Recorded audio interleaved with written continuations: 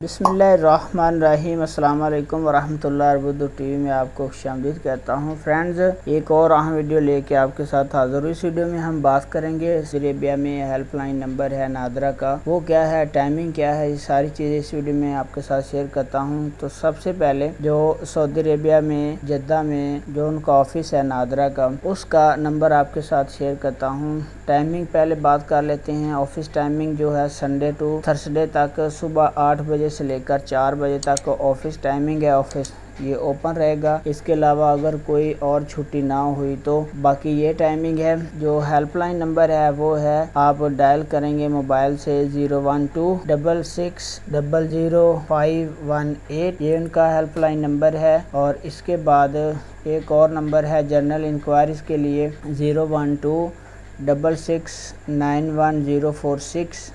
और इसके बाद नाइकॉप के लिए अपॉइंटमेंट के लिए जो नंबर है तो वो है 01266922371। तो ये 3 नंबर थे जो नादरा का ऑफिस है जद्दा में। अगर आपका कोई मसला है, कोई आप चीज़ पूछना चाह रहे हैं, कोई इमरजेंसी है, तो इन नंबर्स पे आप कॉल करके हेल्प ले सकते हैं। इस तरह की इन्फॉर्मेटिव वीडियो देखने के लिए आप हमें फॉलो कर सकते हैं। फेसबुक पेज लाइक कर सकते हैं, यूट्यूब पे फॉलो कर सकते हैं। अपना बहुत सारा ख्याल रखिएगा। अस्सलाम वालेकुम वरहमतुल्लाह।